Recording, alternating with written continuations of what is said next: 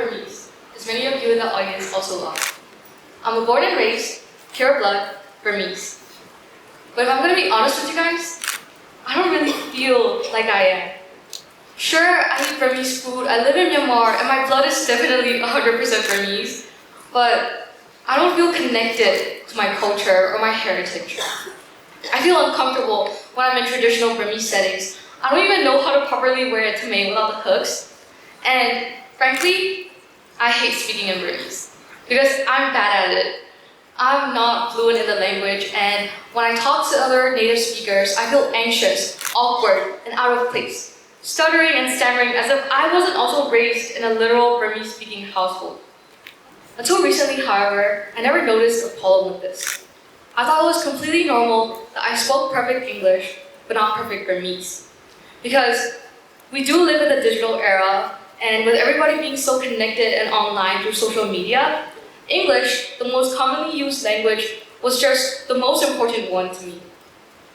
Speaking in English granted you an entrance into our globalized society. With English fluency, you're able to bond with, have connections with, have relationships with different people from different areas of the world through borders and boundaries that would have been strictly in place before. But that's not the only benefit. English is also economically advantageous. Everybody I know aims to work abroad, where ideally you get paid more and have a better quality of life. And even if they don't aim to work abroad, they aim to study abroad. This is because having a foreign degree can be very impressive here and can help you climb the corporate ladder.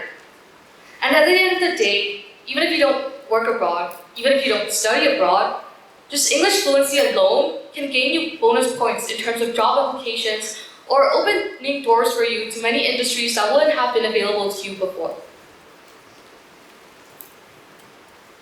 This is why everybody I know is striving to be fluent in the English language. And this is why my parents put me in an international school, and why my friends' parents also put them in international schools. But what their parents and my parents didn't realize is that by pushing English so hard onto us, we slowly lost touch with the Burmese language. It's a worryingly common concept, and I know this because at my school, I conducted a survey. I sent out a Google form to the entirety of the secondary school, and the results were exactly what I had expected. From all the responses, 88% of the students who replied agreed to be almost or completely fluent in English. But on the contrary, only 44% agreed to be fluent in Burmese. That is half of the first number. Do you guys see what I'm trying to portray here? There are 2 times the number of students at my school who feel confident in English compared to students confident in Burmese. And just like me, they all grew up right here in Myanmar. They are all of Burmese nationality, and yet 56%, more than half, cannot say that they're fluent in the very language they grew up with. What's so funny about this is that the decline of Burmese is due to a more interconnected world. But that's also the exact same way that Burmese was even invented in the first place. See, the Burmese language is a fusion of Tibetan and Chinese. The earliest scriptures date back to the 11th century, and they're in an alphabet that's influenced by the Pali language of India and Ceylon, which is currently known as Sri Lanka. Our words and the way we put them together are influenced by the North, with Chinese immigrants, but our writing is influenced by the South, with Indian traders and missionaries. The Burmese language is a fusion of multiple cultures, and it makes Burmese linguistics an interesting topic of study and a unique blend. However, if we were to continue going on a path we are on right now, a path in which students speak more English than Burmese, a path in which students are more fluent in other languages, all these years that were spent into developing the language, all these years that were spent into forming this special language will go to waste. All of Burma's history, 10 centuries of Myanmar's history, will go to waste. Because language is the most common form of documentation. And if the Burmese language were to disappear, the entirety of Burmese history would too. 10 centuries of Myanmar's existence as a nation, all of your story as a nation's citizens, my story, your story, we could lose it all. Language extinction is not a new concept. It's not a rare concept either. It's actually a very real, very alarming issue that more people should be aware of. According to the Endangered Languages Project, an organization that's aiming to bring more light to this issue, of the 7,000 existing languages in the world today, around 43% are already endangered. They're all at risk of completely disappearing. And like I said, the Burmese language may follow their lead. But you might be thinking, right?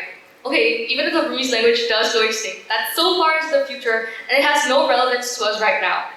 But here's the thing, not speaking proficient Burmese doesn't just cause problems for us in the future, it also influences our lives right now. I'm speaking from experience, because back when I didn't care so much about learning the Burmese language, I just assumed that speaking the basics will be enough. Knowing the basics will be enough. But the thing is, the basics are never enough. They're not enough, and they'll never be enough. Because language is never just a medium of documentation. Language is never just a form of communication. Language is connection. Language is what connects you to the people around you. And while speaking English, sure, it connects you to the rest of the world, Burmese is what connects you to the family you have here, and Burmese is what connects you to the community that you're in.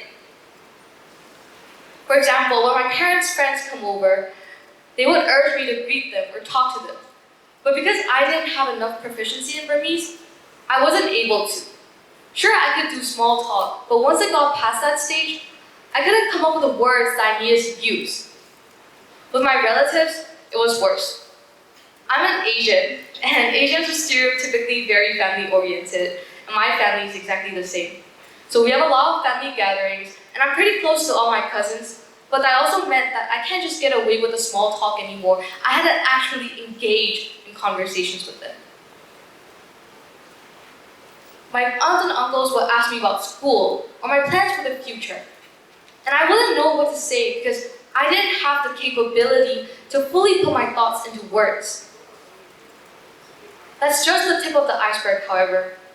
I'm a teenager, and just like many other teenagers around the world, communication with my parents can be a bit difficult.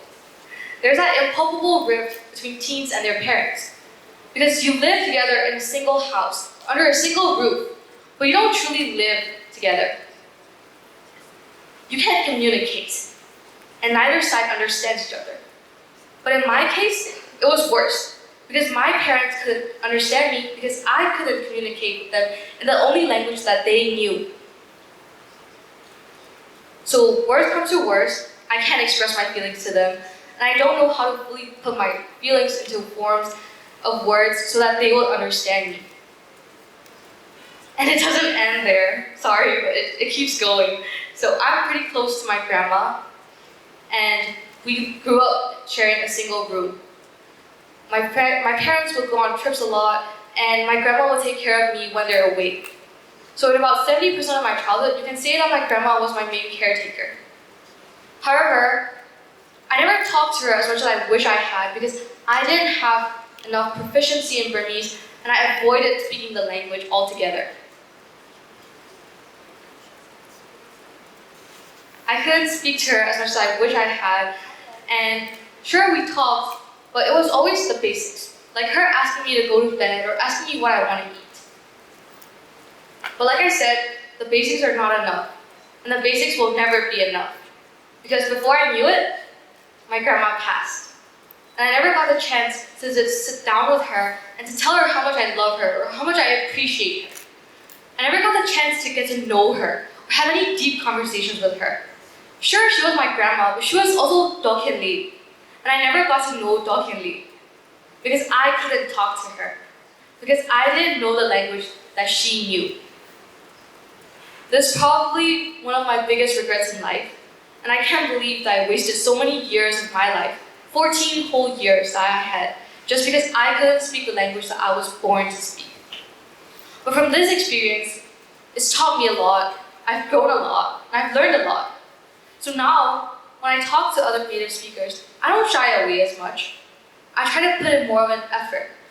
When I talk to other adults, I don't worry that I'm not fluent enough and that they're looking down on me. I can go up to random strangers without feeling that they're not going to understand me. I stand here today not because I'm a business innovator, not because I'm an artist, but because I'm one of you.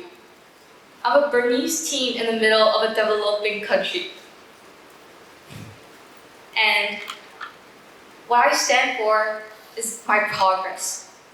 From going from someone who avoided speaking the Burmese language and didn't care about it at all, to somebody who's appreciative, who's upholding, and who's putting in the effort to learn the language. I hope each and every one of you can relate to my progress and follow my footsteps, hopefully. Because in a world that's changing, in a world where global societies are intertwining, you have to hold on to the littlest bit of national identity you have left. In a world where global cultures are meshing into one, and so many are losing significance, you must preserve yours. And in a world where it's so easy to connect with people from across continents and oceans, you have to not forget the connections that you already have here. And what better way to do that than with the words we speak every day? Thank you.